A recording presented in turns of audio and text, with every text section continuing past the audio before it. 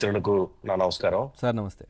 ఇది ఆ ఊహించిందే పవన్ గారు. ఎందుకంటే ఆ మనం ఇది అంటే charge sheet, preliminary charge sheet file చేసిన తర్వాత ఆ సిట్ సంపాదించిన ఆధారాలు గనక మనం ఒకసారి చూస్తే చాలా ఇన్ డీటెయిల్డ్ గా, చాలా కంఫర్ట్ గా వాళ్ళు ఎక్కడ ఇబ్బంది లేకుండా చాలా సూక్ష్మమైనటువంటి ఆధారాలను కూడా పెట్టుకొని technical, non technical, digital, circumstantial evidence, physical evidence and money routing, bank accounts, persons, place, everything everything వాళ్ళు పర్ఫెక్ట్ గా ఈ ఇన్వెస్టిగేషన్ లో కాస్త 4 రోజులు లేట్ అయినప్పటికీ చాలా పర్ఫెక్ట్ ఇన్వెస్టిగేషన్ నడిచింది అనేది నా అభిప్రాయం. ఉమ్, కాబట్టే ఇప్పుడు దడ స్టార్ట్ అయింది వాళ్ళకి. ఉమ్, ఎంత అంటే వీళ్ళు ఇంతవరకు రాగలరు అంటే నెక్స్ట్ డోర్ అన్నట్టు టచ్ చేసింది ఇప్పుడు సిట్. భారతీయ సిమెంట్స్ అంటే మనకు అందరికీ తెలిసిందే కదా. ఆల్మోస్ట్ నెక్స్ట్ ఎంటర్ డోర్ అయినట్టే, అది. ఆల్మోస్ట్ ఎంటర్ అయినట్టే.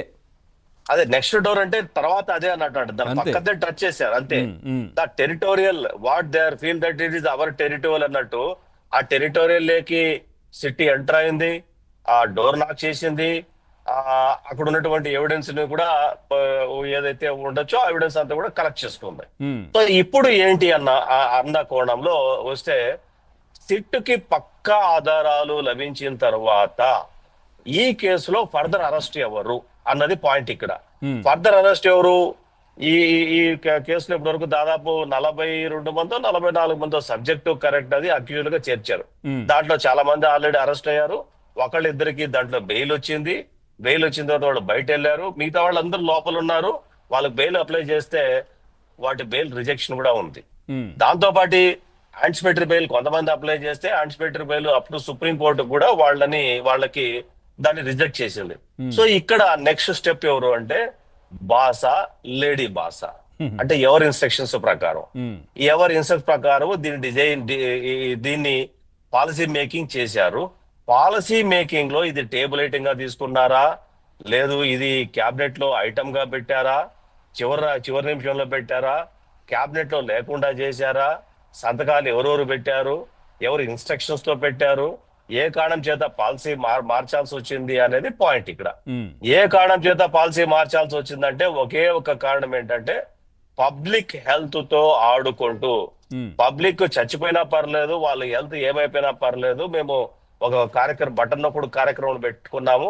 ఆ నొక్కుడు కార్యక్రమంలో వచ్చేటటువంటి భిక్షం వేసినటువంటి డబ్బులతోనే వీళ్ళు అవసరమైతే ఆ ట్రీట్మెంట్ తీసుకుంటారు.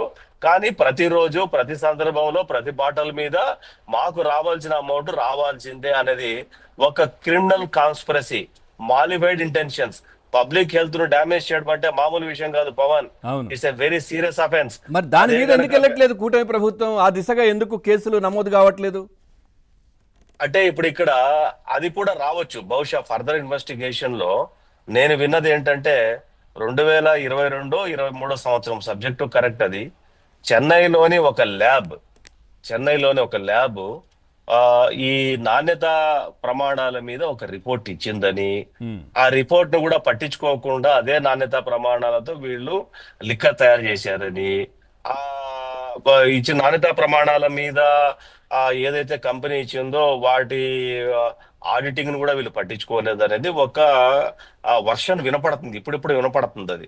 మరి అది కరెక్ట్ అవునా కాదా?